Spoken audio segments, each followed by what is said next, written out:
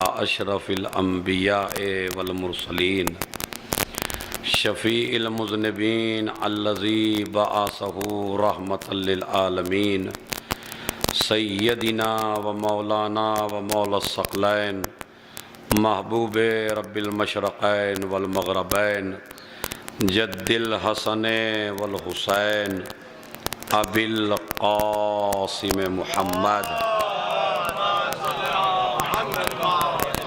व अला अहले बैतिही अत्तय्यबीन अत्ताहिरीन अल मासूमीन अल मज़लूमीन व लअनतुल्लाहि अला अअदाइहिम अजमईन मिन यौमिना हाज़ा इला क़याम यौमिद्दीन अम्मा बाद क़ाल अबू जाफ़र अलैहिस्सलातु वस्सलाम मन सबता अला विलायतिना फ़ी ग़ैबते क़ाइमिना अअताहुल्लाहु लहू अज्र अल्फ़ शहीद मिस्ल शुहदाए बद्र व हुनैन।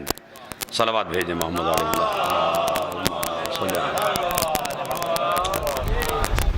जो भी मेरे भाई अहमद ने कहा वो मोहब्बत जो है इंसान को अंधा कर देती है, तो जो भी कहा है उसे मोहब्बत में समझिए, हकीकत में न समझिए।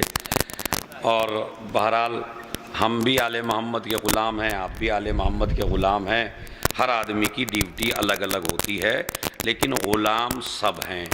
और दुआ करिए कि इनकी ग़ुलामी से क़यामत तक जुदा ना हो, हमेशा आले मोहम्मद के ग़ुलाम रहें।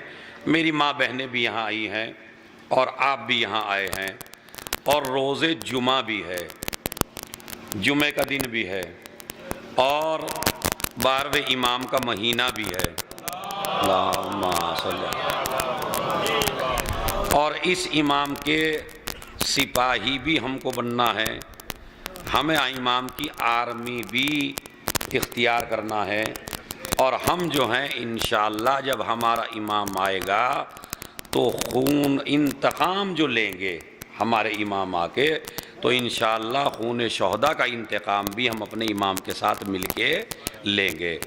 तो लिहाजा ये रोज़े जुम्मा, जुमे को जुमा अगर आप शरीयत इस्लामिया में देखिए और रिवायात मासूमीन में देखिए, मैं चंद बातें हैं, चूँकि उन्वान लिखा होता है तबलीगी मजालिस, तो तबलीगी मजालिस का मतलब यह है कि उसमें जब मजमा मजलिसों से उठ के जाए तो अपनी इस्लाह करके जाए, तभी तो इस्लाही मजालिस होंगी। और अगर मैं मजलिस से आने से पहले भी ऐसा ही था और मजलिस सुन के चला गया तब भी ऐसा ही हूँ, और उसके बाद माशाअल्लाह छज्जूपुरे में 15-20 खुतबा हमने बुलाए और 15-20 खुतबा ने अपना बयान पेश किया, और मैं जैसा था ऐसा ही रहूं, तो इसका मतलब यह है कि मैंने, अच्छा ये ना कि ये सवाब हासिल नहीं हुआ, सवाब तो आपको हासिल हो गया जैसे ही आपने नियत की अज़ा खाने में आने की। इधर आपने नियत की मुझे मजलिस में जाना है, इधर आपने कदम रखे इमाम बाड़े की तरफ, तो जवानों आपको सवाब हासिल हो जाता है। तो खाली हम मजलिसें सवाब के लिए नहीं करते। अगर आप, मैं आपसे पूछना चाहता हूं अपने जवान भाइयों से, बुजुर्गों से नहीं पूछता हूं, बुजुर्ग तो मेरे भी बुजुर्ग हैं, मैं जवानों से पूछा हूं, जवानों आप बताओ मजलिस अज़ा सिर्फ सवाब के लिए कि हम मजलिस करेंगे तो सवाब मिलेगा? तो फिर इतने बड़े टेंट की क्या ज़रूरत है, इतने बड़े माइक की क्या ज़रूरत है, इतना बड़ा ये जो आपने हाल बनाया है इसकी क्या ज़रूरत है, इतने खुतबा बुलाने की क्या ज़रूरत है? मजलिस तो आप अकेले भी कर सकते हैं, इसलिए कि हम गूंगे मौला को नहीं मानते, उस मौला को मानते हैं जो दिल की बात भी जानता है। एक सलावत भेजे मोहम्मद वाले।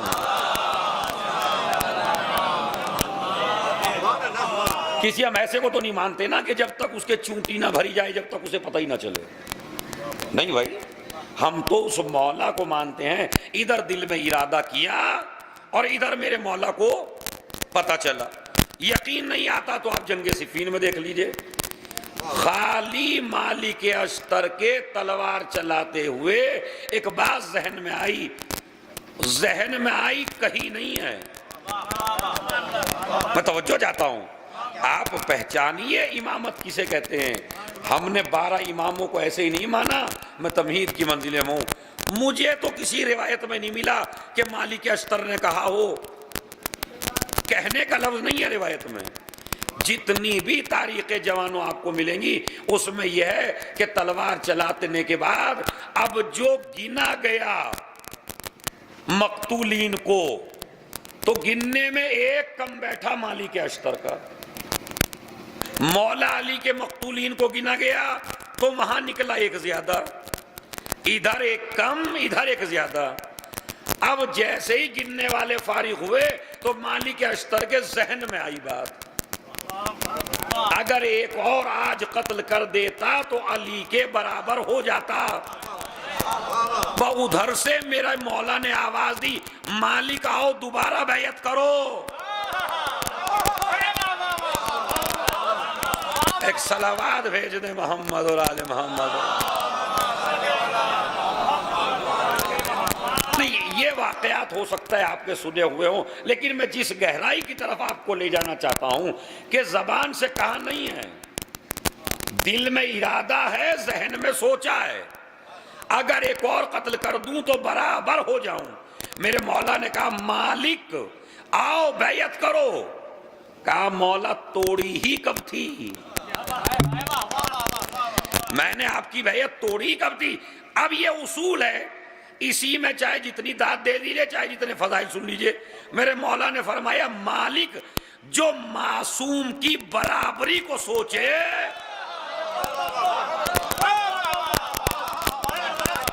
एक सलावात भेज दें मोहम्मद।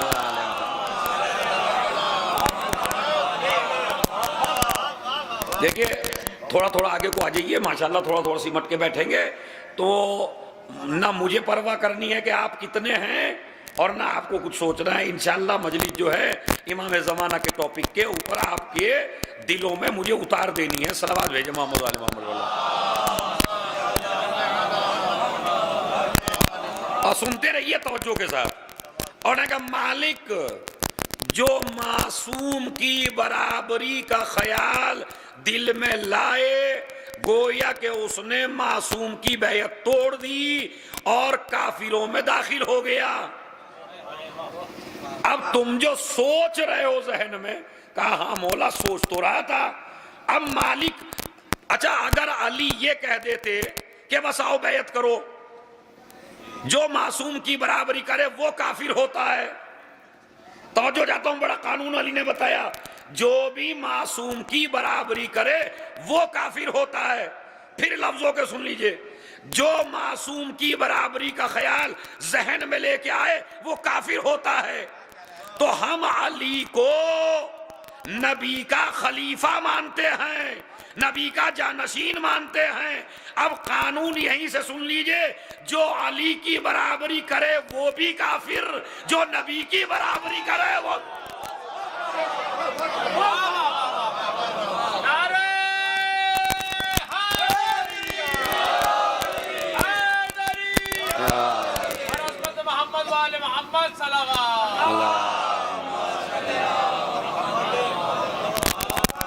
जो अली की बराबरी करे वो भी काफिर, और जो नबी की बराबरी करे वो भी काफिर।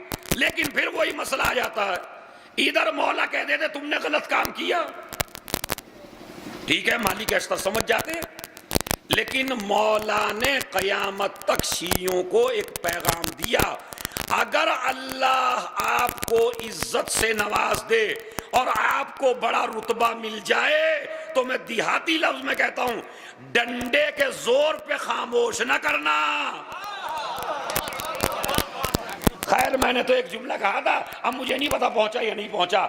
हमारे यहाँ थोड़ी सी पावर आने के बाद, थोड़ी सी ताकत आने के बाद रीजन बताने की कोशिश नहीं करता, मजमे पे रौब डालता है और मजमे को डंडे के जोर पे चुप करने की कोशिश करता है। चुप हो जाओ, तुम नहीं जानते, चुप हो जाओ, खामोश हो जाओ, आपको इसके रीजंस नहीं पता, इसकी वजूहात नहीं पता, इसके इल्ल व असबाब नहीं पता।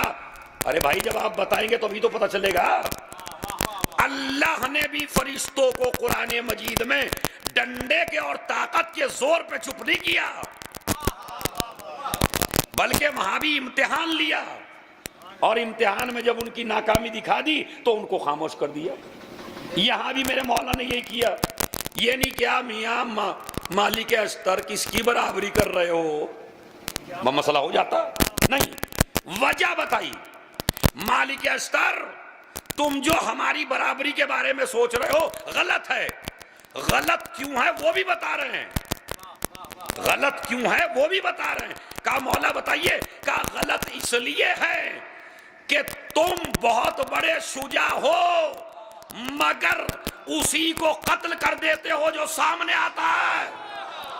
ये तुम्हारे मौला का कमाल है कि रात के सन्नाटे में भी तलवार 70 पुश्ते देख के जलती है। एक सलावत भेजने मोहम्मद और आले मोहम्मद।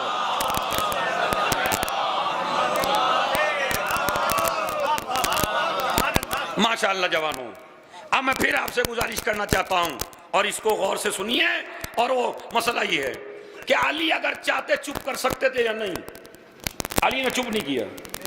अली ने ये किया कि पहले आपका दावा पेश किया, अपना दावे के ऊपर दलील पेश की।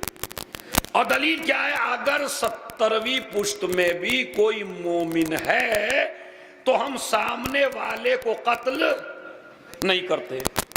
इसका मतलब यह है कि एक मोमिन का इस्लाम में इतना एहतराम है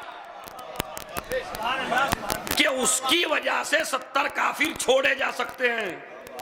अरे तवज्जो चाहता हूं मैं। इस्लाम में एक मोमिन का, आपका, अगर आप और मैं मोमिन हैं तो, और अगर ऐलान वाले ही मोमिन हैं, बस तमाम मोमिनीन से गुजारिश है मजलिस में आ जाएं। तो अब तो जो मजलिस में आ गया वही मोमिन हो गया। नहीं, ये ऐलान वाला मोमिन नहीं है। वो मोमिन जिसे अल्लाह मोमिन कहे, वो मोमिन जिसे रसूल मोमिन कहे, वो मोमिन जिसे अली मोमिन कहे।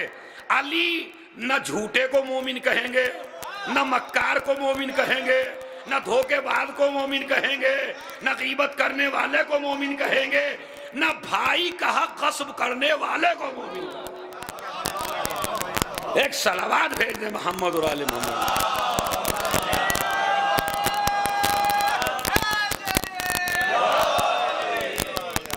तो पहला तो मियां मसला ये है, इसको आसानी से समझ लीजिए और गौर कर लीजिए। चूंकि मैं आपको डराने आया हूं और बताने आया हूं, इस्लाम में खुशखबरी भी है और इस्लाम में तंजीर भी है। इसीलिए मेरे नबी का लक़ब बशीर भी है और नज़ीर भी है। तो कुछ मजलिसें ऐसी हों जिसमें बशारत दी जाए और कुछ मजलिसें ऐसी हों जिसमें डराया जाए। ये ना हो कि बशारत ही देते रहो कि कौम बेअमल हो जाए। नहीं, इन्हें डराओ भी तो सही। अहले बैत के फजाइल भी बताओ, अहले बैत के मसाइल भी बताओ। अहले बैत के फजाइल भी बताओ, अहले बैत की हकीकत भी बताओ, अहले बैत का दीन भी बताओ, अहले बैत की शरीयत भी बताओ, अहले बैत का इस्लाम भी बताओ। जिस इस्लाम की खातिर उन्होंने अपना पूरा घर पेश किया है, उसी इस्लाम को अगर मिंबर से नहीं बताएंगे तो फिर बताइए मजालिस का मैं मुनकिर नहीं हूं सवाब का। सवाब तो हर मजलिस में मिलेगा आपको, लेकिन जनाबे ज़ैनब ने मजालिस की बुनियाद सवाब के लिए नहीं रखी है, जहालत को दूर करने के लिए रखी।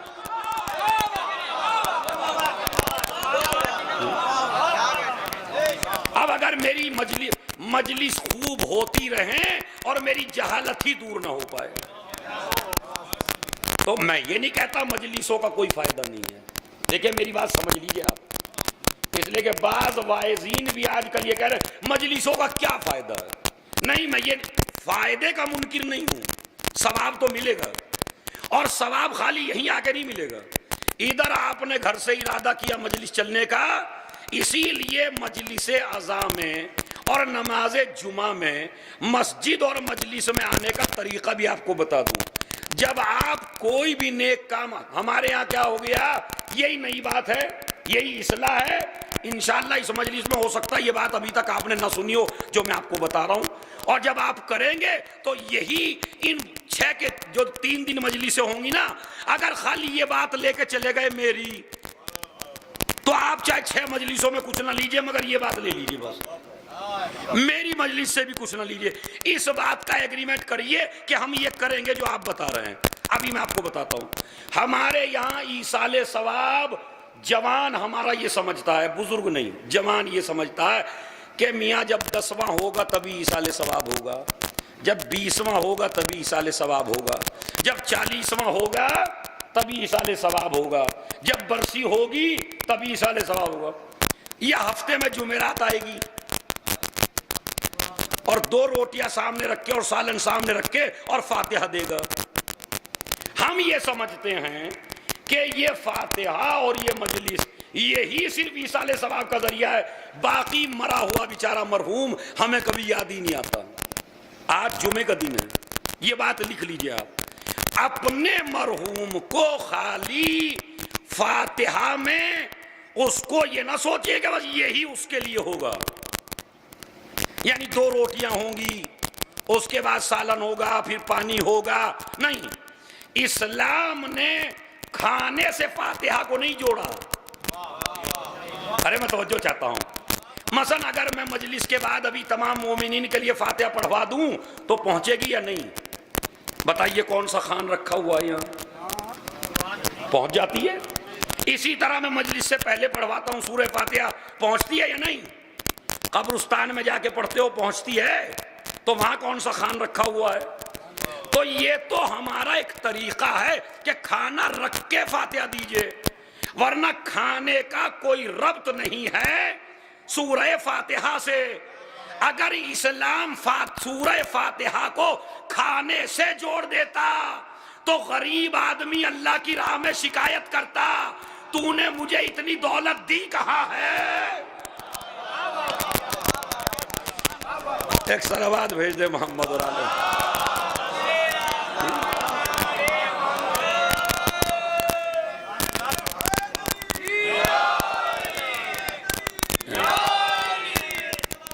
अल्लाह, ईमानदारी जवानों, ये मजालिस इसीलिए हैं, मैं आपको समझाना चाहता हूं क्या, फातिहा के खाने का फातिहा से कोई गहरा रब्त नहीं है। रब्त इस माना में कि अगर आपने खाना न रखा और फातिहा पढ़ दी तो नहीं पहुंचेगी, नहीं पहुंचेगी, पहुंच जाती है। इसी तरह खाना भी पहुंच सकता है बगैर फातिहा के, मगर शर्त यह है कि किसी रईस को ना खिलाना।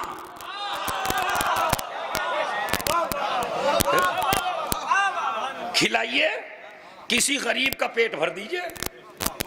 इधर आपने खाना खिलाया, इधर नियत की मेरे बुजुर्ग को पहुंच जाए, पहुंचा दिया अल्लाह ने।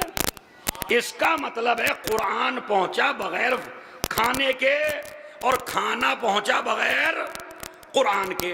अब आज से ये ना कर गया मौलाना साहब ने तो हमें कह दिया अब हम खाने पे दिलाएंगे ही नहीं, उल्टा जहन ना चलाया करें। सलावत पढ़े मोहब्बत वाले को। मेरा मकसद समझिए, मतलब ये नहीं कि आज के बाद अपनी बीवी से जाके कहना है कि मैं जुमेरात में क्या जरूरत है 2 रोटियां रखने की, नहीं, दिलवाइए, जिस तरह तरीका है आपका दिलवाइए, मगर माइंड में ये रखिए कि ऐसा नहीं है कि अगर हमारे पे 2 रोटियां कभी ना रहें तो हम ईसाले सवाब ना करें। नहीं, अगर आप बिल्कुल गरीब भी हो जाएं, आप पे दौलत का खात्मा ही हो जाए, आप अगर 2 रोटी के लायक भी ना रह जाएं, तो इसीलिए अल्लाह ने फातिहा को खाने से नहीं जोड़ा, ताकि गरीब से गरीब आदमी का मरहूम भी, उसको भी सवाब आप पहुंचा सकें। एक तो ये मसला है। तो कुरान मजीद, मगर तरीका यही नहीं है। अभी आप यहाँ मजलिस में उठ के आए, ये हमारे अहमद भाई अभी ज़ियारत करके आए और माशाल्लाह ये आलिम भी हैं, इनसे पूछिए, जब ज़ियारत इमाम हुसैन पढ़ते हैं, इमाम हुसैन के रोज़े में जाके, तो उसमें नियत करते हैं। क्या नियत करते हैं? परवरदिगार ये जो मैं ज़ियारत कर रहा हूँ, ये अपनी तरफ से, अपने माँ और बाप की तरफ से, अपने भाइयों की तरफ से, अपने रिश्तेदारों की तरफ से, अपने मरहूमीन की तरफ से, अपने ख़ानदान वालों की तरफ से, हर जिंदा की तरफ से, हर मुर्दा की तरफ से। वो जो किताबें रखी हैं इमाम हुसैन के रोज़े में, उसमें ये नियत लिखी हुई है बाकायदा कि मैं अपनी तरफ से, अपने दोस्तों की तरफ से, अहबाब की तरफ से, ख़ानदान की तरफ से, हर जिंदा की तरफ से, हर मुर्दा की तरफ से ये ज़ियारत इमाम हुसैन कर रहा हूँ।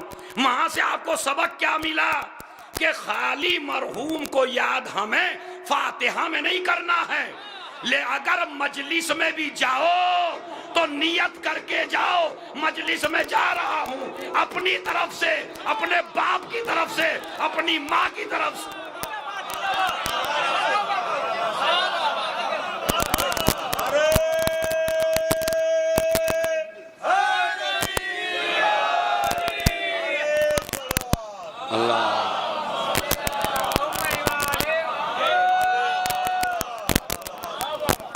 इस मजलिस में तो मुझे पता नहीं मेरी माँ बहनों और आप नियत करके आए या नहीं आए, मगर जब शाहिद साहब पढ़ें और आप मजलिस में आए तो घर से नियत कर लें, मैं मजलिस अज़ा में जा रहा हूँ अपनी तरफ से, अपने माँ बाप की तरफ से, अपने मरहूम मामू की तरफ से, अपनी खाला की तरफ से, अपनी नानी की तरफ से। जितनों का ले सकते हो इतनों का ले लेना,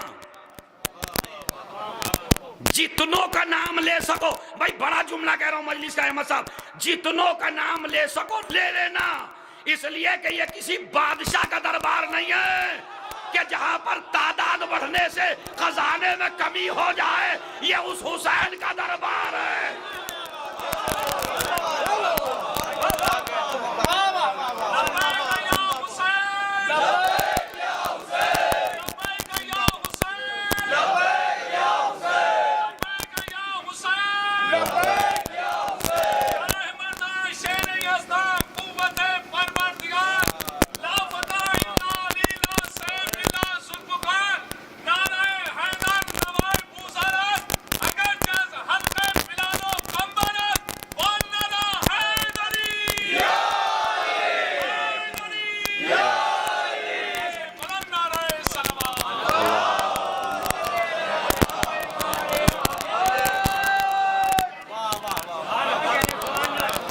इसी तरह मसलन आप अभी तो मजलिस में आए, अब आप नमाज जुमा में गए तो नमाज जुमा में भी यही नियत करके जाइए। आप जो हैं किसी गरीब की मदद करने गए तो आप यही नियत करके जाइए। आप बघरे जोगी बुरे ज़ियारत करने गए तो यही नियत करके जाइए। यानी अपने मरहूम को जब भी कोई नेक काम करिए तो अपने मरहूम को याद करिए, तो वो जो फजीलत और जो सवाब आपको मिल रहा है वही सवाब आपके बुजुर्ग को पहुंचता रहेगा। इसका मतलब, इसीलिए अपने मरहूम का रिश्ता न तोड़िए आजादारी से। हर मुहर्रम में उनकी नियत कीजिए, हर मजलिस में उनकी नियत कीजिए, ताकि अजर उनको भी आपकी तरह पहुंचता रहे। तो इसका मतलब यह है कि मजलिस आज़ा सिर्फ और सिर्फ अपने लिए नहीं है और खाली सवाब के लिए नहीं है, तालीम के लिए है और दूसरों को फायदा पहुंचाने के लिए है। इसीलिए ये रोजे जुमा, इस रोजे जुमा में आपकी ड्यूटी है, आपके ऊपर वाजिब है, जैसे नमाज वाजिब है, जैसे रोजा वाजिब है, उससे भी ज्यादा वाजिब है कि आप अपने इमाम को याद कीजिए, आप अपने इमाम की मारिफत हासिल कीजिए। अगर पूरा हफ्ता गुजर जाए और मुझे मेरा इमाम याद ना आए, ईमानदारी से बताइए अपने गरेबान में मुंह डाल के, क्या ऐसा दिन गुजरता नहीं है कि मैं इमाम को याद नहीं करता? नहीं, सच बोलिएगा। बिल्कुल खाने में लगे रहते हैं, पहनने में लगे रहते हैं, मेरी माँ बहनें घर में लगी रहते हैं, आप अपने बीवी बच्चों में लगे रहते हैं, नहीं जहन में आता तो वक्त का हुसैन, नहीं याद रहता तो वक्त का हुसैन, नहीं याद रहता तो वक्त का अली। इसीलिए अगर पूरे हफ्ता, वैसे तो हर वक्त याद रहना चाहिए, लेकिन अगर न कर पाते हो तो कम से कम जुमे के दिन तो करिए। इसीलिए जुमे के दिन शरीयत ने एहतमाम बहुत ज्यादा रखा, और एहतमाम ये रखा कि जुमेरात की जवाल के वक्त, ये जो कल का दिन गुजरा जुमेरात का, जुमेरात में जवाल के वक्त अल्लाह ताला फरिश्तों की एक टीम भेजता है, और उन फरिश्तों का काम है कि जवाले जुमेरात से गुरूबे जुमा तक सिर्फ ये देखो कि मोमिन ने आले मोहम्मद पे सलावात कितनी पड़ी है। यानी कोई और नेकी नहीं लिखते, वो दूसरी नेकियां दूसरे फरिश्ते लिखते हैं। फरिश्तों की एक टीम है जो खाली अब्बास कुम्मी लिखते हैं कि वो आती है कब? जुमेरात में। कहते हैं लेके जवाल से गुरूबे जुमा तक किस मोमिन ने कितनी मर्तबा सलावात पढ़ी, ये नामा अमल में लिख के लाओ। इसलिए अमल में आपको बता रहा हूं कि कम से कम जुमेरात से लेके जुमा तक हर जवान की, हर बूढ़े की, हर मेरे भाई की, हर इमाम जमाना के सिपाही की जबान पे ज्यादा से ज्यादा अगर कोई चीज हो तो वो हो सलावात।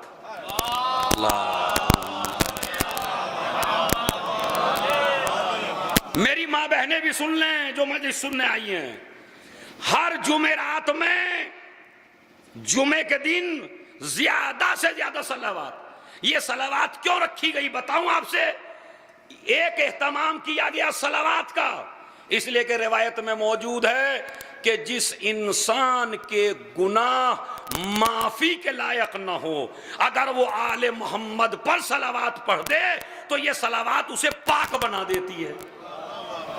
अब जरा मिल के पढ़ लीजिए ताकि हमारे गुनाह माफ हो जाए।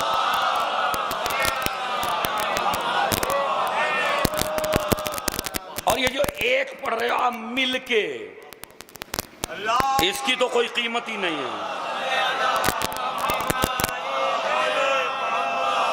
खुदा की कसम इसकी कोई कीमत नहीं। ये जो आपने मिल के पढ़ी अभी, आज जब आप महशर में पहुंचेंगे और आपका नाम-ए अमाल आपके हाथ में दिया जाएगा और आप उसमें सलावात का सवाब देखेंगे तो परवरदिगार से कहेंगे, परवरदिगार मुझे दुनिया में दोबारा भेज ताकि जब तक जीऊं आले मोहम्मद पे सलावात पढ़ूं। जुमे का दिन हो, जितनी ज्यादा हो इतना हो जाए। वो मुझे मरहूम याद आ रहे हैं, महमूदुल हसन साहब। वो कहते एक रिवायत पढ़ते थे कि हूर मिलेगी एक सलावात पे। बाद में कहते थे जैसी तुम पढ़ रहे हो उस पे तो हूरा भी मिलने वाला नहीं है, तो जरा सलावात अच्छी थी पढ़े मोहम्मद।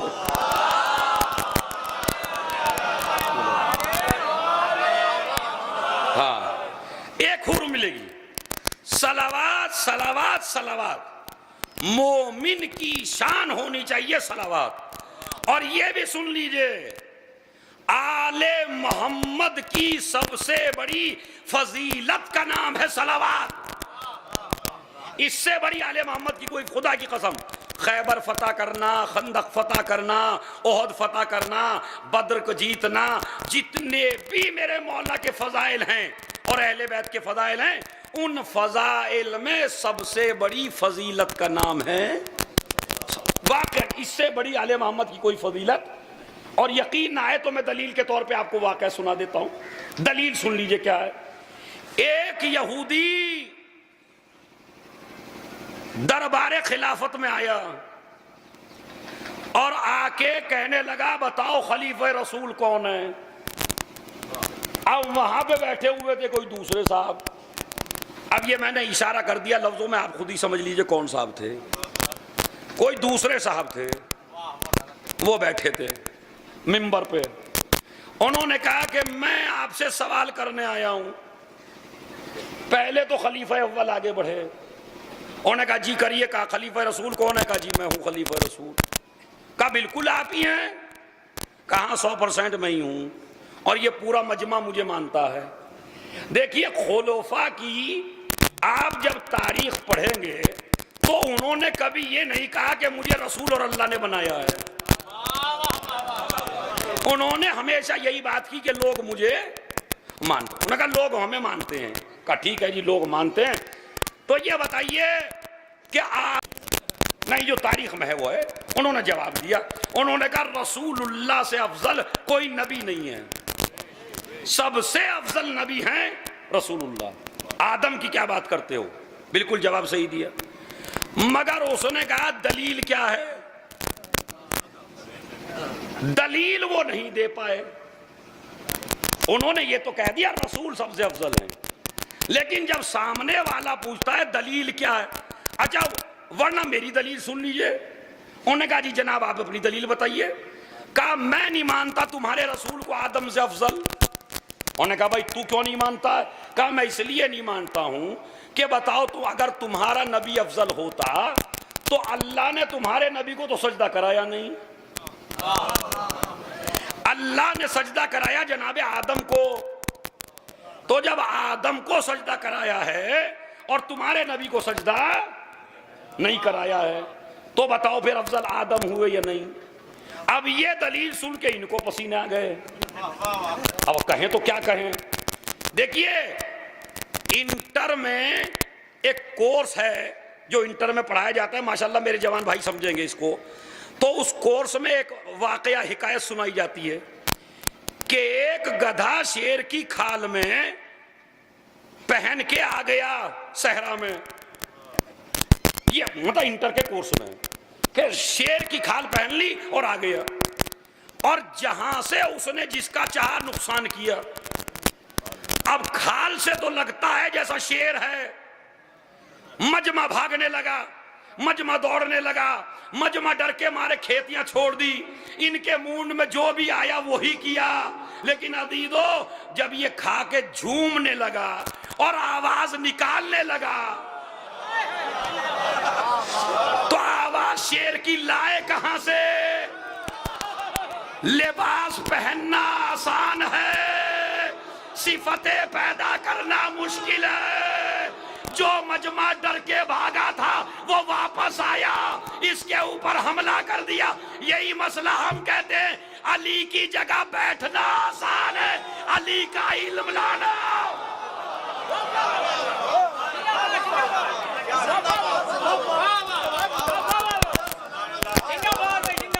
सलावत भेजे मोहम्मद और आले मोहम्मद।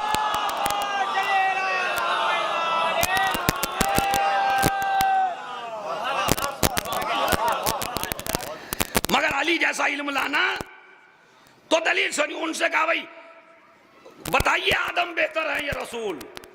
का रसूल। का तुम्हारे नबी को अल्लाह ने सजदा नहीं कराया, आदम को सजदा कराया। अब जब जवाब ना दे सके तो उनसे कहा जो दरबार में खड़े थे, मारो इसे कमबख्त को, हमारे सरकार की शान में गुस्ताखी कर रहा है, मारो इसे। ये भी याद रखिए आप, मजलिस में आके आपको हुसैनी होने की सनद नहीं मिलेगी। मैं वो जाकिर नहीं हूं जो आपको खुश करने के लिए दाद लूं। मैं मजलिस में आके हुसैनी नहीं बनोगे जब तक हुसैनी मिजाज पैदा ना कर लो, जब तक हुसैनी सिफात पैदा ना कर लो। देखिए याद रखिए आज भी यही होता है। मैंने 1 घंटे की मजलिस पढ़ी और मेरे बानी हैं अहमद साहब और ये शादाब साहब और पूरे छज्जूपुरा वाले, और एक बेचारा आया था नौगावा से, वो मेरी मजलिस में बैठा था। मजलिस में सुन के उसने एक एतराज कर दिया। जैसे ही उसने एतराज किया तो इधर से अहमद साहब उठे, उधर से शादाब साहब उठे, उधर से ये उठे, अरे कमबख्त, अरे तूने ये क्या कर दिया? अरे हमारे मौलाना की तूने बेइज्जती कर दी, अरे मारो इसे, अरे निकालो इसे। तो ये मजलिसें नहीं कर रहे हैं, फिर सिफत वही है जो दरबार वालों में थी। अली, मुझे आप पूरी तारीख पढ़ के बता दीजिए कि अली ने कभी उस पे हमला किया हो जो इल्मी सवाल करने आया हो। ये आदत दरबार खिलाफत की है कि आप सवाल ना पूछने दें अपने जाकिर से। वो क्यों नहीं पूछेगा? जब ये 1 घंटा पढ़ रहा है तो इनका हक नहीं है क्या बेचारों का? भाई जब मैं 2 घंटे तुम में मजलिस पढ़ूंगा और आप सुनेंगे तो आपको एतराज का हक है या नहीं? हाँ, उसे हक नहीं है जो मजलिस में नहीं आया, मगर उसे तो हक है जो मजलिस में आया। खुदा की कसम एतराज कीजिए। मैं आज आपको बता रहा हूं, ये जवानों, जब से तुमने खुतबा से पूछना छोड़ दिया तब से जो मुंह में आ रहा है वही आदमी पढ़ के चला जा रहा है। जब आपके बुजुर्ग बैठते थे जाकिरों के पास तो कहते थे किबला हमने ये सुना नहीं है। ये बेअदबी नहीं करते थे हमारे बुजुर्ग, पूछते थे। और जब पूछ लेंगे ना आप एक दो दफा, तो जब अगले साल छज्जूपुरा में यही जाकिर मजलिस पढ़ने आएंगे ना तो 70 मरतबा सोच के आएंगे कि मियाँ वहां तो बड़े अच्छे जवान मौजूद हैं वहां। और यार कोई आलिम कभी सवाल से नाराज नहीं होता, इसलिए कि आलिम का मौला कभी नाराज ना हुआ। सवाल है तो सवाल से कभी नाराज नहीं होना। ज्यादा से ज्यादा ये होगा कि हमें पता नहीं है, तो यही तो होगा। मतलब आपने कोई ऐसा सवाल कर लिया जो ज़ादार हुसैन को पता नहीं है, तो ठीक है मुझे पता नहीं है, जो मेरे से बुजुर्ग उलमा है उनसे पूछ के बता दूंगा। किसी से पूछ के ना बताओ, किताबें देख के बता दूंगा। कोई भी साहिब सलूनी तो नहीं है ना। अरे मेरी मजलिस का बड़ा अजीब और गरीब जुमला है, कोई भी आदमी सलूनी का दावेदार नहीं हो सकता अली के अलावा, और अगर होगा तो जिल्लतें उठानी पड़ेगी। इसीलिए मेरे मौला ने फरमाया, नहजुल बलागा, सुनिए जवानों, तुम्हारे मौला ने फरमाया मन तरक कौल ला अदरी उसीबत मकातिलो, जिसने ये कहना छोड़ दिया मैं नहीं जानता वो हलाक हो गया। यानी क्या मतलब, जिसने ये कहना छोड़ दिया मैं नहीं जानता। नहीं, कुछ मसाइल वो हैं जिन्हें आप जानते हैं, कुछ मसाइल वो हैं जिन्हें आप गलत मत बताइए। शैतान सबसे ज्यादा एक आलिम दीन को बहकाता है जब आलिम दीन से कोई जाहिल मसला पूछता। जब आप मुझसे मसला पूछेंगे तो सबसे ज्यादा शैतान मुझे बहकाता है। क्या बहकाता है? खबरदार अमामा लगा हुआ, ये ना कहना मैं नहीं जानता, वरना छज्जूपुरा वाले अगले साल बुलाएंगे नहीं। हमने सवाल किया ये तो जानता ही नहीं है। तो इसलिए मैं अपनी इज्जत बचाने की खातिर उल्टा बता देता हूं, मगर ये नहीं कहता मैं नहीं जानता।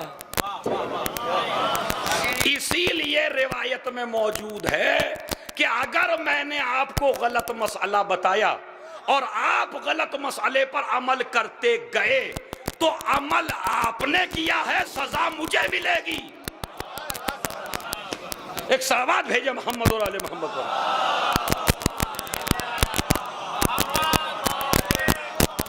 जवानों, आलिम का बड़ा फरीजा है। नस्लें बर्बाद हो जाती हैं गलत मसाइल से। नहीं, शैतान के बहकाए में नहीं है। अगर नहीं जानते तो कह दीजिए मैं नहीं जानता, और खुदा की कसम अगर ये कह दो कि मैं नहीं जानता तो छज्जूपुरा वाले और ज्यादा एतबार करने लगेंगे उस बात का जो आपने बताई। कहेंगे बड़ा आलिम दीन है, जो जानता था उसे कहा मैं जानता हूं, जो नहीं जानता था उसे कहा मैं नहीं जानता। यानी मेरे बुजुर्ग, ये मसला है, गलत नहीं है। मैं अपने उलमा से, जो 2-3 उलमा बैठे हैं, उनसे गुजारिश कर रहा था। तो उन्होंने, अब वो ये तो कह नहीं पा रहे बेचारे मैं नहीं जानता। अरे मारो इसको, मारो, नबी की तौहीन कर रहा है। अभी कहने लगा जी मारो वारो नहीं, मैं चला अपने घर, मैं तो एक मसला पूछने आया था, खैर वो हल नहीं हुआ। उधर सलमान बैठे थे।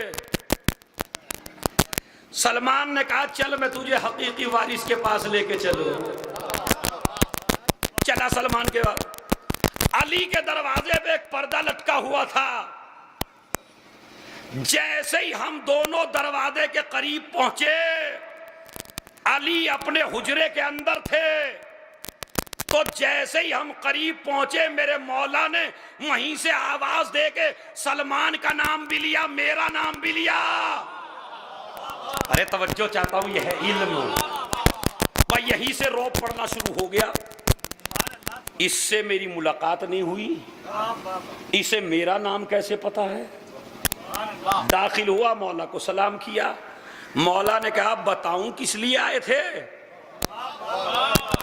अरे तवज्जो चाहता हूं मैं, बताऊं मैं किस लिए आए थे? तुम सवाल करोगे या मैं सवाल और जवाब दोनों बताऊं?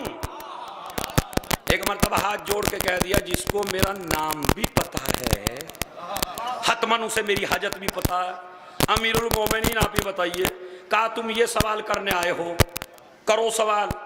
कहता हाँ मौला यही सवाल करने आया था, और अब तो मुतमईन हो गया आपके पास आके। दलील सुनिए अजीब गरीब क्या। कहा बताइए, कहा आदम बेहतर हैं या तुम्हारा रसूल? मेरे मौला ने कहा हमारा रसूल। कहा इतना तो उन्होंने भी कहा था। मेरी दलील सुनिए। कहा क्या? अगर तुम्हारा रसूल अफजल है तो आदम को अल्लाह ने सजदा करवाया, तुम्हारे नबी को नहीं। इसका जवाब दीजिए। मेरे मौला ने कहा तेरे सवाल ही में जवाब है। अरे नहीं भाई, खुदा की कसम नस्लों तक याद रहेगा, तेरे सवाल ही में जवाब है। कहा मेरे सवाल में जवाब क्या है? कहा बस मुझे इतना बता दे, जब अल्लाह ने आदम को सजदा करवाया फरिश्तों से, तो क्या खुद भी सजदा किया? नहीं भाई, हैं बता क्या खुद भी सजदा किया? एक मर्तबा वो यहूदी कहता है नहीं, अली इब्ने अबी तालिब, अल्लाह ने तमाम फरिश्तों से सजदा कराया, खुद सजदा नहीं किया। कहा तो यह आदम की मंजिलत है कि जब सजदे की बात आई फरिश्तों से करवाया, खुद नहीं किया। ये मेरे नबी की अजमत है, पहले खुद सलावत पढ़ी।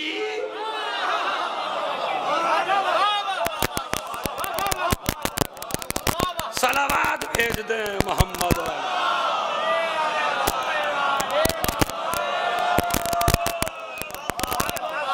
अब इंशाअल्लाह आप वो सवाब ले लीजिए ताकि मेरी मजलिस का मकसद हो जाए। बिस्मिल्लाहिर्रहमानिर्रहीम।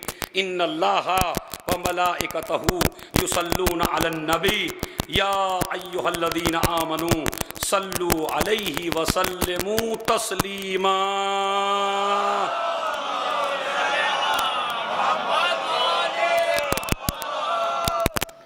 अब आप सुन रहे हैं, तो अल्लाह भी शरीक है सलावात में।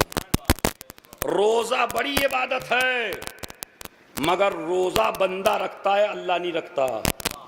नमाज बड़ी इबादत है, लेकिन ये इबादत बंदा करता है, अल्लाह नहीं करता। हज बड़ी इबादत है, मगर बंदा करता है, खुदा नहीं करता। मगर वाह हरे अज़मत आले मोहम्मद, सलावात वो इबादत है कि जो पहले वो खुद करता है, बाद में कहता है मोमिनो तुम भी करो। और कितना सवाब है एक सलावत। अभी मुझे एक सवाल का जवाब दीजिए, इंशाअल्लाह बात जो है नस्लों तक याद रहेगी। वो बताइए, आप इमाम ज़माना से मिलना चाहते हैं या नहीं?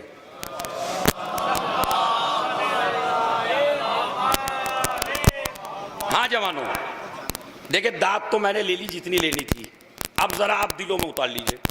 इमाम ज़माना के सिपाही बनना चाहते हैं या नहीं? 100%। तो बस कुछ ही की गर्दनें हिल रही हैं, कुछ तो विचार है। वो जो पीछे वाले हैं वो भी बनना चाहते हैं ना, इमाम ज़माना से मिलना चाहते हैं? बिल्कुल मिलेंगे। तो आइए मासूम से तरीक़ा पूछें कि हमारे इमाम से हमारी मुलाकात कैसे होगी। छठे इमाम फरमाते हैं, सादिक़ आले मोहम्मद,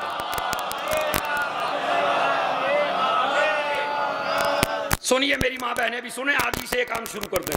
सादिक़ आले मोहम्मद ने फरमाया, जो इंसान ये वाली सलावात पढ़े, ये वाली कौन सी?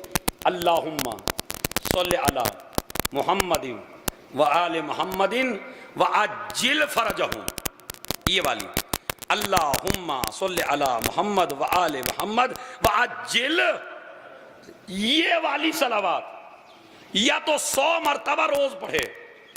अगर रोज ना पढ़ सकता हो तो शबे जुमा ना पढ़ सके तो जुमे के दिन अगर कोई मोमिन 100 मरतबा ये सलावात पढ़ता रहे और 40 दिन तक ये सलावात पढ़ ले या पढ़ता रहे, तो मैं जाफर सादिक जमानत लेता हूं, जब तक मरेगा नहीं, जब तक इमाम से मुलाकात ना हो जाए। सलावात भेजे मोहम्मद और आले मोहम्मद।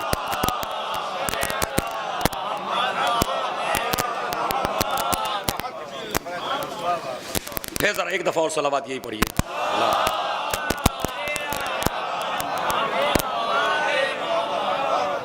वअज्जिल, ये अज्जिल फरजहुम का मतलब क्या है? कोई जवान मुझे बताएगा अज्जिल फरजहुम का मतलब क्या है? देखिए ये हो रहा है, इतनी मजलिसों के बावजूद हमारा इल्म इतना है। अल्लाहुम्मा सल्ली अला मुहम्मद व आले मोहम्मद व अज्जिल, अज्जिल बना ताजील से, ताजील यानी जल्दी, फरजहुम यानी उनका ज़हूर, परवरदिगार उनके ज़हूर में ताजील फरमा, उनके आने में जल्दी से जल्दी। मुझे आप ये बताइए इस सलावात का सवाब क्यों ज्यादा मासूम ने बताया? अगर आप मेरे बुजुर्ग हैं, आप मुझे एक दफा दुआ दें, तो अगर मेरे अंदर शराफत है मैं क्या करूंगा? बताइए आप, अगर आप मुझे दुआ दे रहे हैं तो मेरी शराफत का तकादा क्या? एक सलावत पढ़े मोहम्मद वाले मोहम्मद पर।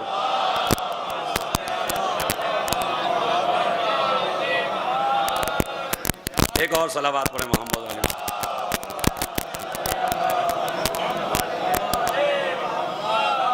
आइए अल्लाह, एक सलावत और भेजे मोहम्मद वाले मोहम्मद पर।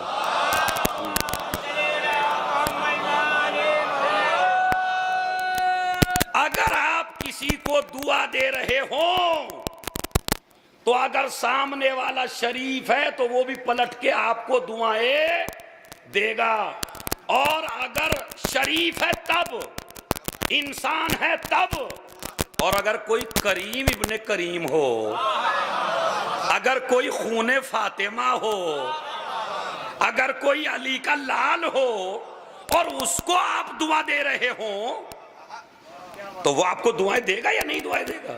अल्लाहुम्मा सल्ली अला मुहम्मद व आले मोहम्मद व अज्जिल, इस सलावात को अपनी जिंदगी का शिआर बना लीजिए।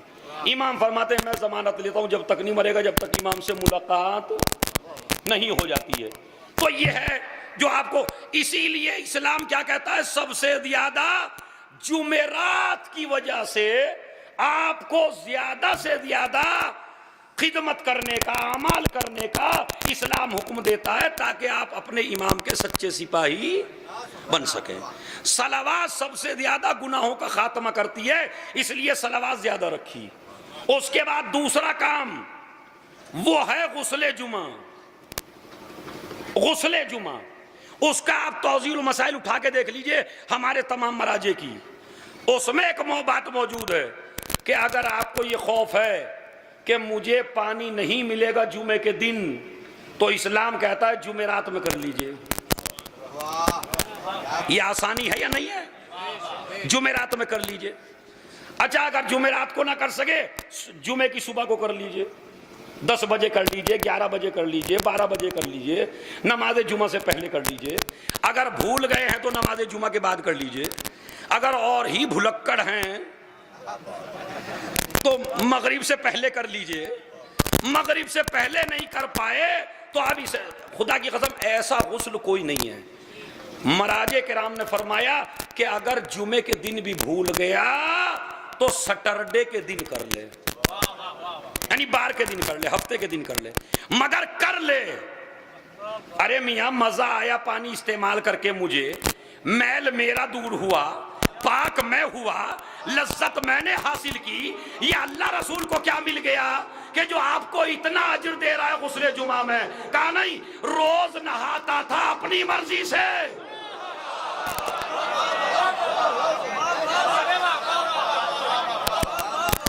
कमाल का मसला है भाई, एक लोटा अल्लाह की मर्जी से अपने सर पे डाल लीजिए तो इतना अजर मिल जाए, तो अगर उसके हुक्म से अपने सर को सजदे में रख दे उसमें कितना सवाब होगा। एक सलावात भेज दे मोहम्मद और आले मोहम्मद।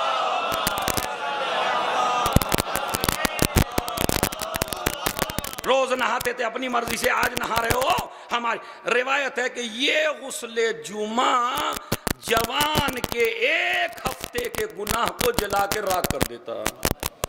तो अगर आप हर हफ्ते गुस्ले जुमा करें, ज्यादा तक, मैंने आपको कहा जुमेरात के दिन कर ले, जुमेरात को रात में कर ले, जुमे की सुबह में कर ले, जुमे के नमाज जुमा के बाद कर ले, भूल गया है तो सट, मगर कर ले।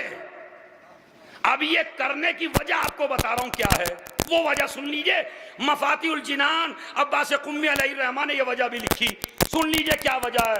पहले तो आप जो आज जुमे की जियारत है इमाम ज़माना की, उसमें पहला एक जुमला है, वह हुवा यौमुकल मुतवक्कउ फीहि ज़हूरुक हाज़ा यौमुल जुमा।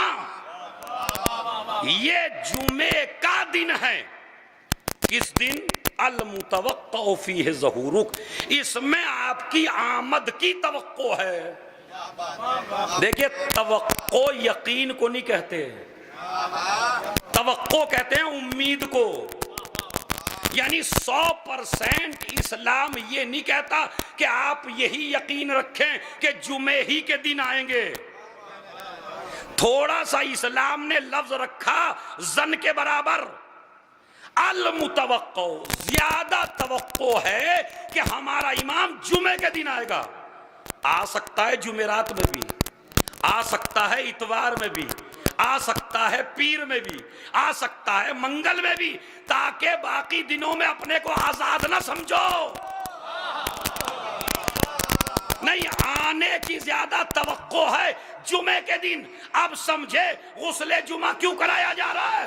ताकि जब तुम्हें काबे से टेक लगा के आवाज दे और तुम उसकी आवाज पे लब्बैक कहो, तो तुम पाकीज़ा हालत में मिलो, नजीस हालत में न।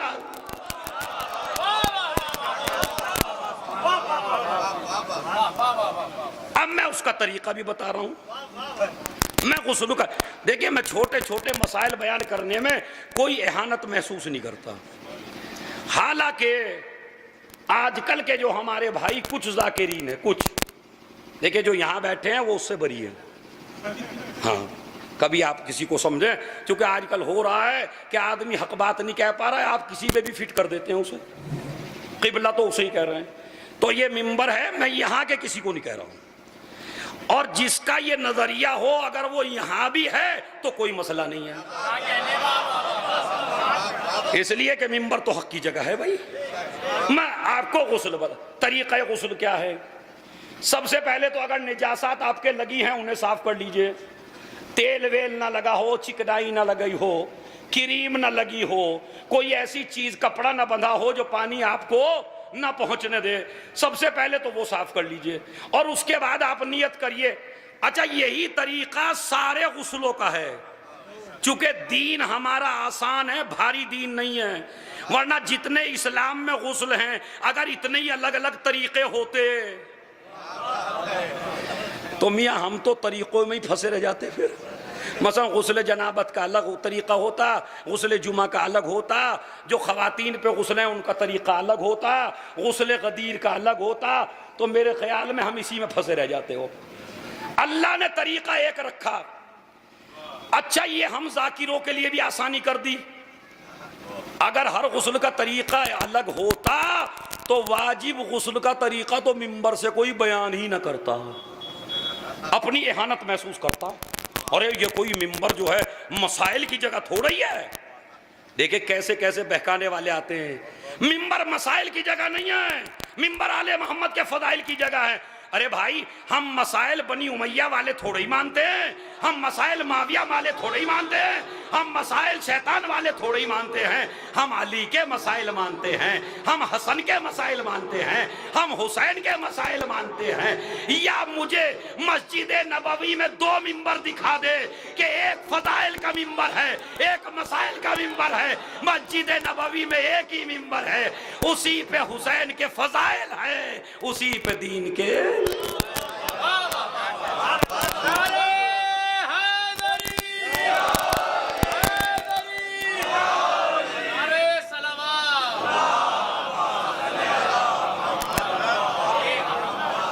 तो मेरे जवान भाइयों, जो मेरे जवान बैठे हुए हैं, वो मसाइल पूछने में शर्म महसूस करते हैं उलमा से। वाकई नहीं ये मसला। अगर किसी पे गुस्ल नहीं आता तो वो गुस्ल पूछता नहीं है, बेगुस्ला फिरेगा मगर पूछेगा नहीं। कहीं ऐसा ना हो। अच्छा, ये गलती आपकी नहीं है,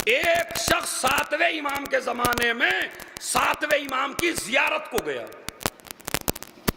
मेरे सातवें इमाम की जियारत को। चलते चलते पैरों पे वरम आ गया, परेशान होने लगा। इमाम ने उसके पैरों को देखा, इमाम ने उसकी हालत को देखा, देख कर कहा क्यों आए हो? कहा मौला सिर्फ आपकी जियारत को आया हूं, और कोई मकसद नहीं है, सिर्फ आपकी जियारत को।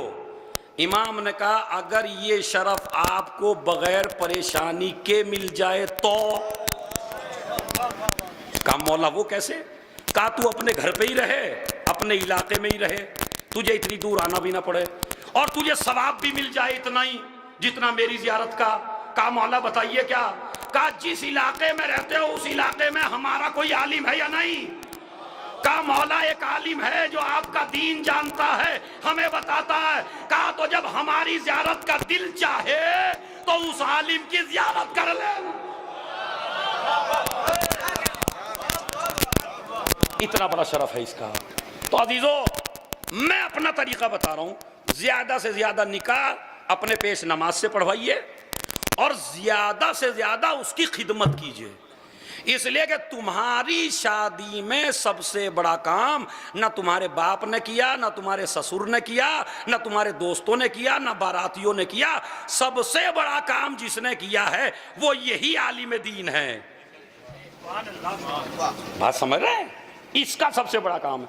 अगर सब कुछ हो और निकाह ना हो, मतलब मेहंदी भी हो, सगाई भी हो, वलीमा भी हो, खाना भी हो, मैरिज हाल भी हो, मगर निकाह ना हो तो शादी हो गई? भाई हो गई या नहीं होगी? नहीं हुई। और अगर निकाह हो जाए और कुछ भी ना हो, शादी हो गई। तो इसका मतलब सबसे बड़ा काम किसने किया?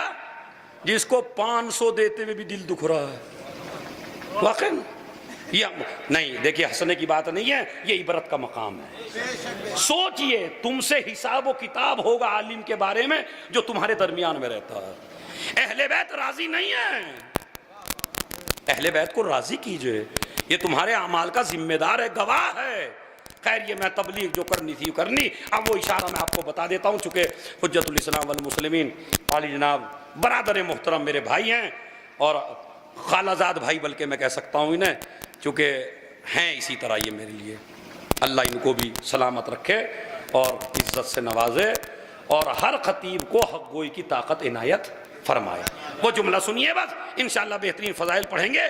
और वो 2 जुमले मुझसे सुन लीजिए बस। और क्या है? वो क्या है कि गुस्ल जुमा, मेरा तरीका यह है जब आप निकाह पढ़िए लड़के का तो आलिम दीन को निकाह बाद में पढ़ना है, पहले कान में जवान को गुस्ल का तरीका समझाना है। पूछ लीजिए उससे। एक दफा तो मैं भी गलत जगह फंस गया, इत्तफाक से वो दूल्हा था ही आलिम तालिबे इल्म। अब मैं उसको गुस्ल का तरीका बताने लगा, वो भी बेचारा सुनता रहा आराम से। मुझे पता चला ये तो ईरान से आया हुआ तालिबे इल्म है। तो कभी कभी ऐसा भी हो जाता, लेकिन आप अपने तरीके से ना हटिए, समझ रहे? मैं तो जब भी मौलाना साहब जब भी पढ़िए तो कान में पहले पूछ लीजिए भाई तो तरीका आता है, नहीं आता तो मैं बताता हूं। क्यों? इसलिए कि जब आप सही तरीका बता देंगे तो मजलिस में आएगा तो पाक होके, मस्जिद में जाएगा तो पाक होगे, कुरान पढ़ेगा तो पाक होके। शर्म ना करिए। लिहाजा मैं आपको तरीका मिंबर से बता रहा हूँ, निकाह तो मैं पढ़ूंगा नहीं, तो मैंने पहले बता दिया तो मजलिस में पढ़ता हूँ। सुन लीजिए, निजासत अपनी साफ करके, यही तरीका वाजिब गुस्ल का है, यही तरीका मर्द के लिए है, यही तरीका औरत के लिए है, यही तरीका हर इंसान के लिए, आलिम के लिए, जाहिल के लिए, जवान के लिए, बुजुर्ग के लिए। मैं तरीका बताऊंगा मुस्तहब का, आप खुद समझ लेना वाजिब का। समझ रहे मौलाना साहब? आप वाजिब का समझिए, मैं मुस्तहब का बता रहा हूँ। गुस्ले जुमे तरतीबी करता हूँ सुन्नत कुर्बतन इल्लल्लाह, इल्लल्लाह नहीं, इल्लल्लाह नहीं, कुर्बतन इल्लल्लाह। गुस्ले जुमा करता हूँ सुन्नत कुर्बतन इल्लल्लाह। आपने पहले सर और गर्दन धोइए, ऊपर से नीचे की तरफ, ऐसे नहीं चुल्लू में पानी लेके ऐसे लगाइए आप, नहीं, नियत करिए, नियत करके सर धोइए पूरा और गर्दन धोइए। ये हिस्सा आपका धुल गया। टंकी पे आप गुस्ल कर रहे हैं, शावर ले रहे हैं, शावर जो लगा उससे थोड़ी सी 1 मिनट को अलग हट जाइए। मिनट तो मैं कह रहा हूं 1 लम्हे के लिए, मतलब पानी इधर गिर रहा है, थोड़ा सा इधर हट जाइए, फौरन फिर आ जाइए। अब अपना दाहिना हिस्सा धोइए पूरा, आगे से, पीछे से और ये दाहिनी साइड से। कोई जगह ऐसी न रहे कि आपके पानी न पहुंच सके। जिस तरह आपने दाहिना हिस्सा धोया इसी तरह आप बायां हिस्सा धोइए। कोई जगह ऐसी नहीं रहे जहां पानी ना पहुंचे। मगर शावर का तरीका मैंने आपको बताया। एक तरीका है आप समंदर में कर रहे हैं, नहर में कर रहे हैं, वहां तो नियत करके कूद जाइए, समझ रहे, वो गुस्ल हो जाएगा। वो है गुस्ले इल्तिमासी। गुस्ले तरतीबी क्या है? पहले सर और गर्दन, फिर दाना हिस्सा, फिर बायां हिस्सा, गुस्ल हो गया। कोई भारी है? बिल्कुल आसान सा तरीका है। सर और गर्दन, दाना हिस्सा, बायां हिस्सा। गुस्ले जुमा का भी यही तरीका है, गुस्ले गदीर का भी यही तरीका है, 15 शाबान के गुस्ल का भी तरीका यही है, वाजिब तरीका भी यही है, मुस्तहब तरीका भी यही है, मर्दों का तरीका भी यही है, औरतों का तरीका भी यही है। अब इससे ज्यादा मैं और तफसील में नहीं जाना चाहता। गुस्ल कीजिए ताकि ताहिर बने, पाकीज़ा बने। और ये भी एक मसला सुन लीजिए, अगर एक ही दिन में कई गुस्ल हो जाएं, मसलन गदीर के दिन एक गदीर का गुस्ल हो गया, गदीर पड़ गई जुमे की तो एक जुमे का हो गया, उसी दिन वाजिब गुस्ल हो गया, तो अगर तीनों अलग अलग करेंगे बहुत पानी खर्च होगा, बहुत वक्त लगेगा। इस्लाम कहता है नियत वाजिब की कर ले, शामिल मुस्तहब को भी कर ले। अल्लाह करीम है, वाजिब भी अदा हो जाएगा, गदीर के गुस्ल का सवाब भी। एक सलावात भेज दें मोहम्मद। बस अजीजों, क्या टाइम हो गया भाई? एक सलावात अच्छी सी पढ़ दे बस मोहम्मद वाले मोहम्मद।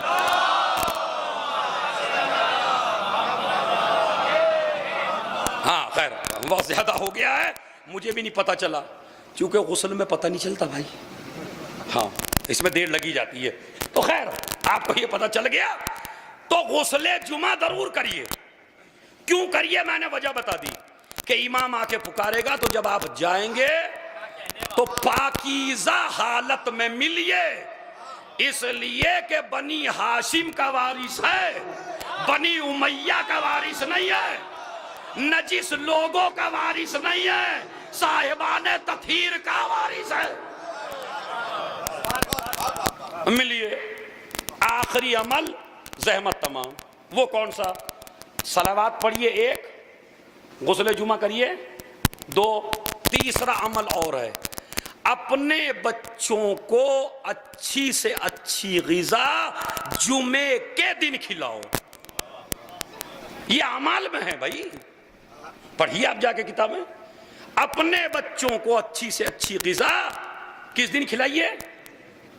ये नहीं है शनिचर के दिन ना खिलाइए, संडे को ना खिलाइए, मंडे नहीं, सब खिलाइए। संडे को खिलाइए, मंडे को खिलाइए, ट्यूसडे को, आगे डे मेरे याद नहीं है, तो जितने भी डे हैं उसमें अच्छा खिलाइए। मगर सबसे अच्छा, तवज्जो चाहता हूं, सबसे अच्छा मासूम ने फरमाया, बल्कि हदीस में भूल गया, मौला अली से रसूल ने फरमाया, ए अली जुमे के दिन गुस्ले जुमा जरूर करना, चाहे अपना एक वक्त का खाना बेच देना, उस खाने को बेच के पानी खरीदना, मगर गुस्ले जुमा ना छोड़ना। ये अली से नहीं कहा जा रहा है, कहा जा रहा है मौला से, सुनाया जा रहा है मौलाइयों को, समझाया जा रहा है मौलाइयों को। अच्छी से अच्छी ग़िज़ा जुमे के दिन खिलाओ। क्यों? 2 ही दिन है इस्लाम में बस, जिसमें इस्लाम कहता है सबसे अच्छा खाओ, सबसे अच्छा पहनाओ। 2 दिन खुदा की कसम। वैसे तो इस्लाम कहता है रोजी अच्छा पहनिए, रोजी अच्छा खाइए। इस्लाम ना खाने पे पाबंदी लगाता है ना पहनने पे, मगर खाना और पहनना अच्छे से अच्छा हलाल का हो, हराम का ना हो, वैसे चाहे जैसा पहनिए, अच्छे से अच्छा पहनिए, अच्छे से अच्छा खाइए। सुनिए जुमला वो क्या है। अपने बच्चों को अच्छी ग़िज़ा जुमे के दिन खिलाओ। क्यों? कहा इसलिए ताकि तुम्हारे बच्चे पूरा हफ्ता जुमे के आने का इंतजार करें और तुम्हारी नस्ल में कोई मुखालिफ इंतजार।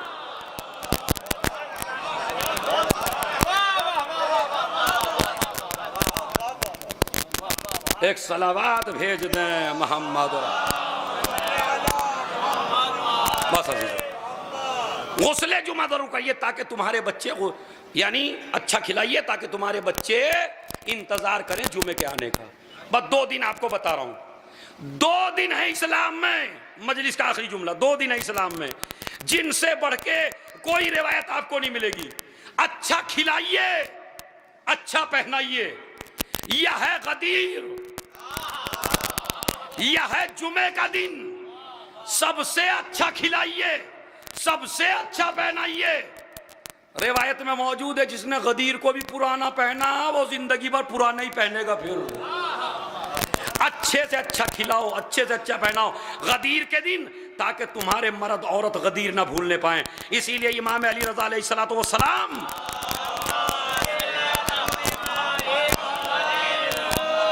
जब गदीर का दिन आया करता था तो इमाम रज़ा जश्न करते थे गदीर का अपने घर में, और 2 तोहफे दिया करते थे हर आदमी को, हर आने वाले को। बेहतरीन अंगूठी पहनाते थे, बेहतरीन जूता पहनाते थे, नया जूता पहनाते थे हर आदमी को, और नई अंगूठी पहनाते थे हर आदमी को। क्यों? ताकि कदम देखे तो गदीर याद आए और हाथों को देखे तो उठे हुए हाथ भूल लेना पाए। तो इसी तरह आपसे भी मुतालबा है, अच्छी से अच्छी ग़िज़ा, अच्छे से अच्छा खाना जुमे के दिन खिलाइए। क्यों? इसलिए कि जुमे का दिन मखसूस है आखिर से, गदीर का दिन मखसूस है पहले से। वो आएगा जुमे के दिन आएगा। अच्छा कहाँ आएगा? जब आएगा तो कहाँ आएगा? ईरान, इराक, लुबनान, हिंदुस्तान, पाकिस्तान? नहीं, कहीं नहीं। ये तो सऊदी अरब के किंग ने कहा था एक दफ़ा कि हम जो हैं ईरान पे वहीं जाके हमला करेंगे, इसलिए कि ईरान जो है वो लश्कर तैयार कर रहा है अपने इमाम ज़माना के लिए, हम इनके इमाम ज़माना को वहीं जाके मिलेंगे। उसी वक्त हसन नसरुल्लाह टीवी पे आए, आने के बाद कहने लगे मियाँ राजा साहब, अगर हमारे इमाम ज़माना को मारना है तो ईरान जाने की ज़रूरत नहीं है, इराक जाने की ज़रूरत नहीं है, लुबनान आने की ज़रूरत नहीं है, हमले करने की ज़रूरत नहीं है। इसलिए कि वो आने वाला अली का बेटा ना ईरान में आएगा, ना इराक में आएगा, ना लुबनान में आएगा, वो सऊदी अरब में आएगा, सऊदी अरब में मक्के में आएगा, मक्के में काबे में आएगा। इसलिए कि कर्रार की औलाद है।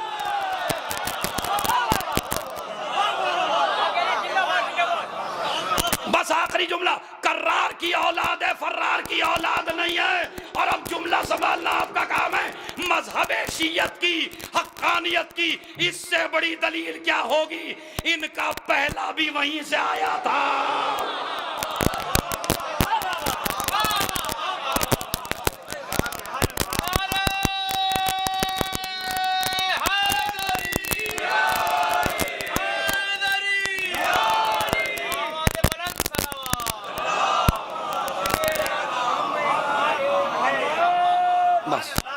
मजलिस मैंने तमाम कर दी।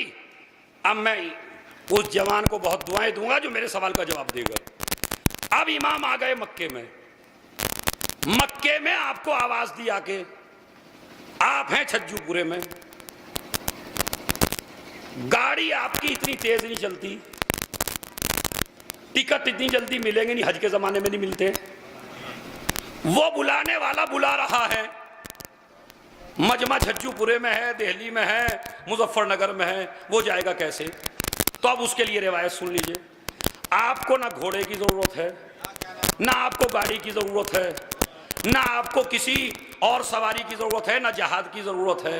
इसलिए कि जो आने वाला है उसका कंट्रोल है ज़मीन पे भी, आसमान पे भी, हवाओं पे भी, फजाओं पे भी। तो जैसे ही वो पुकारेगा आप नियत करेंगे जाने की, एक कदम आपका होगा इंडिया में, दूसरा कदम रखेंगे तो पहुंचेंगे मक्के में। जो फजाइल अली आज दुनिया की समझ में नहीं आ रहे, वो फजाइल अली इमाम के ज़हूर में समझ में आ जाएंगे जब मोमिन की ताकत देखेंगे कि जब मोमिन की ताकत इतनी है। मसलन अली मदीने से मदाइन कैसे पहुंचे नहीं समझ में आता, लेकिन जब इमाम पुकारेंगे सऊदी अरब से और आप कदम रखेंगे यहाँ से और आप पहुंच जाएंगे। रिवायत में मौजूद है, जिसका ईमान जितना ज्यादा होगा वो इतनी ही तेजी से अपने इमाम तक। चलिए मैंने पहुंचा दिया, अभी बातें बहुत थी जो मुझे कहनी थी, पहुंचा दिया आपको इमाम तक, मैंने गए। अब जब इमाम के पास जाएंगे सलाम करेंगे उन्हें या नहीं, या हंसेंगे इस तरह हमें देख के हंसते हैं आप लोग? ये हाथ हिलाने से सलाम वलाम नहीं होता है, ये लखनऊ का अदब है, इस्लाम का तरीका नहीं है। बाद लोग आजकल जबान को हरकत नहीं देते, भैया क्या है भाई, वो जबान से भी तो भैया सलाम अलैकुम, जो कुरान का हुक्म है, रसूल का हुक्म है, अहले बैत का हुक्म है, तो सवाब भी है उसको करना, सलाम कीजिए, जबान भी हिलाइए ना थोड़ी सी जो हर जगह चलती है। सलाम अलैकुम, फिर इशारा कर दीजिए हाथ से, सलाम करेंगे। सलाम करेंगे तो इमाम को किन अल्फाज में करेंगे? बस मसाइब 2 मिनट का होगा, बताइए क्या करेंगे? अस्सलाम वालेकुम या साहिब अल-असर वज़्ज़मान, या अस्सलाम वालेकुम शरीक अल कुरान। अब पूरी ज़ियारत पढ़ने का तो मौका होगा नहीं वहाँ, अब सारे आदमी पहुँचेंगे अस्सलाम, तो क्या कहेंगे क्या? अब या तो हंसेंगे खड़े खड़े वहीं, या फिर हमें पता होना चाहिए हमारे इमाम को कौन सा सलाम किया जाएगा। देखिए 2 लक़ब है 2 इमामों के, एक लक़ब है बक़ियतुल्लाह, ये इमाम ज़माना का है, एक लक़ब है अमीरुल मोमिनीन, वो अली इब्न अबी तालिब का है, वो उनसे मखसूस है, ये इनसे मखसूस है। जब आप जाएंगे तो आपका सलाम होगा, अस्सलामु अलैका या बक़ियतुल्लाह फी अर्ज़े। करिए जरा सब मिलके, एक दफा और करिए, जुमा है भाई। अस्सलामु अलैका या बक़ियतुल्लाह, ये वाला सलाम करना पड़ेगा अपने इमाम को, न शरीक अल कुरान न साहिब ज़मान कुछ नहीं, इमाम को सलाम करवाएगा परवरदिगार इस नाम से, अस्सलामु अलैका या बक़ियतुल्लाह फी। तो ये सलाम हम सब जवानों के याद होना चाहिए या नहीं होना चाहिए? होना चाहिए, और हर नमाज में, हर नमाज के बाद इसे पढ़ना भी चाहिए। और जो पेश नमाज हजरात हैं पूरी ज़ियारत पढ़ा के आखिर में ये जुमला ज़रूर कहें, अस्सलामु अलैका या बक़ियतुल्लाह फी अर्ज़े, इसलिए कि ये लक़ब वो है जिससे सारे एतराज़ात खुद ख़त्म होते हैं। अरे बहुत बड़ा जुमला है, अगर पहुंच गया इस लक़ब में सारे एतराज़ ख़त्म हो जाते हैं। ऐ अल्लाह के बाकी रखे हुए, शियों ने बाकी नहीं रखा, मुसलमानों ने बाकी नहीं रखा, मौलवी आलिमों ने बाकी नहीं रखा, इसे बाकी रखा अल्लाह ने। तो जिसे अल्लाह ने बाकी रखा हो अब उस पर एतराज़ करने का किसी को हक। बस अजीज़ों, जब आएगा मेरा मौला और आके आपसे मुलाकात करेगा तो सबसे पहले करबला आएगा, बस करबला आएगा। और रिवायत में मौजूद है कि अपने दादा की कब्र पे आएगा, मौला हुसैन की कब्र पे, और मौला हुसैन की कब्र से एक 6 महीने का बच्चा निकालेगा। बस मैंने मसाइब पढ़ दिया, आप रो लिए, इंशाअल्लाह 2 ही मिनट में इतना रोएंगे आप, कहीं और नहीं जाएगा। रिवायत मौजूद है, सबसे पहले कब्र से 6 महीने का बच्चा निकालेगा, अली असगर को देख के रोएगा और रो के इंतकाम लेना शुरू करेगा। मुझे बताइए, जब असगर के मसाइब सुन के तुम्हारी ये हालत होती है, तो जब नन्ना सगला इमाम ज़माना देखेंगे 6 महीने का बच्चा। अब आपके जहन में सवालात उठ रहे होंगे, आ रहे होंगे कि ये 6 महीने का बच्चा दफनाया था कहां इमाम ने? बताइए, सोच के बताइए। अहमद भाई अभी करबला से आए, शाहिद साहब ये सब गए हुए माशाल्लाह, हम सब हमने देखा ये जनाबे अली असगर की कब्र इमाम ने कहां बनाई थी? सोचिए, कब्र बनाई थी खेमों के पीछे। तो आज कब्र अली असगर खेमों के पीछे क्यों नहीं है? जब ये काफिला लुटा हुआ अरबईन के दिन आया और सबके वारिसों के बारे में बताया सैयद सज्जाद ने, तो रबाब आई सैयद सज्जाद के करीब, मेरे 6 महीने का बच्चा कहाँ है? कहा अम्मा तेरा लाल बाबा के सीने पे सो रहा है। इसीलिए तो वक्त आखिर कहा था हुसैन ने, सकीना आदत बदल लेना, अरे तुम अम्मा के पास सोना, असगर मेरे पास सोएगा। मैं फिर सवाल करता हूं अपने छज्जुपरा के मोमिनीन से, ए जवानों, जो बच्चा हुसैन ने दफनाया था खेमों के पीछे, वो बच्चा हुसैन के सीने पे कैसे आया? ये तो राज उस वक्त खुला कि जब शाम गरीबा में सरों की गिनती हुई और पिसरे साद ने पूछा कि शहीद 72 हुए, सर 71 है, एक सर कहाँ है? तो एक मर्तबा फौज ने कहा उस बच्चे का सर लेके क्या करेगा, वो तो छोटा सा बच्चा है, 6 महीने का बच्चा है। हुसैन ने खेमे के पीछे दफना दिया है। कहता नहीं, मुझे सर चाहिए। शिमर लश्कर लेके चला, शामे गरीबा का वक्त है, लश्कर लेके चला, नेज़े लेके आगे बढ़े, जहां भी जमीन को तर देखते थे वहीं पे नेज़ा मारते थे। फिजा ने कहा रबाब, अरे तेरे बच्चे की खैर हो। रबाब निकली, क्या देखा?